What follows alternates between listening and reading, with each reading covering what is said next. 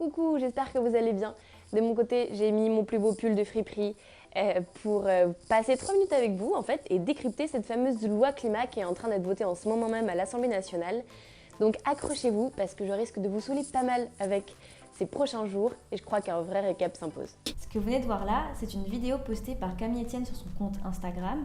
Camille Etienne, c'est une activiste écologique, mais aussi ce qu'on appelle une éco-influenceuse. On va essayer de comprendre ce que ça veut dire exactement. Déjà, influenceur, c'est un mot un peu fourre-tout, apparu avec l'essor des blogs et des réseaux sociaux.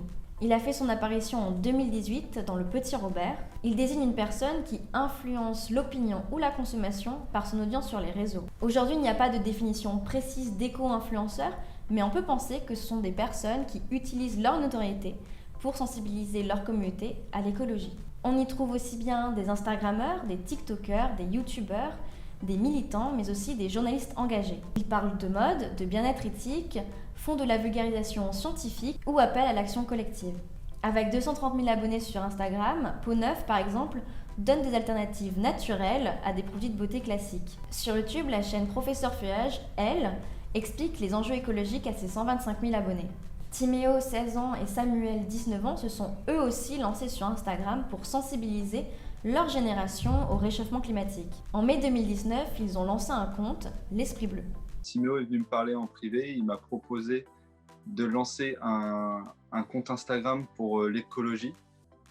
J'ai accepté directement, on était pour tous les deux et puis on s'est lancé dessus du jour au lendemain. On voulait à notre manière agir pour l'écologie et on s'est dit le moyen de sensibiliser aujourd'hui c'est vraiment beaucoup sur les réseaux sociaux parce que c'est vrai que le gouvernement maintenant, plein de personnes politiques sont sur Instagram et sont actifs et regardent ce que font les jeunes, alors on se dit que pourquoi pas. Les deux garçons postent des images fortes pour dénoncer l'impact de l'homme sur l'environnement, mais aussi des statistiques et des conseils pratiques. On a commencé avec des propositions pour modifier le rythme de la vie des personnes. Par exemple, par rapport à des shampoings en bouteille, on peut utiliser des savons ou créer nos propres savons pour se doucher.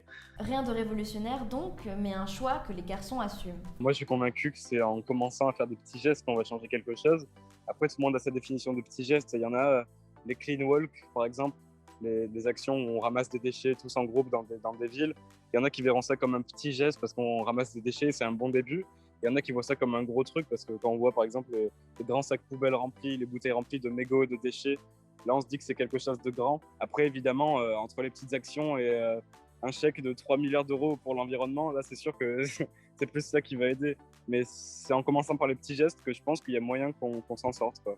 Si les réseaux sociaux sont un moyen facile pour les jeunes de sensibiliser aux questions climatiques, des influenceurs sont accusés de faire du greenwashing pour certaines marques. Selon une étude, 42% des Français veulent désormais consommer mieux. Les marques ont donc compris qu'un nouveau marché s'offrait à elles et qu'elles pouvaient l'atteindre en passant par ces influenceurs.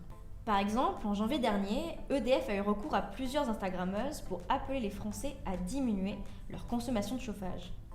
Le hashtag #MetsTonPull avait alors été lancé. Une stratégie marketing qui interroge à l'heure où le temps presse pour trouver des solutions concrètes au réchauffement climatique.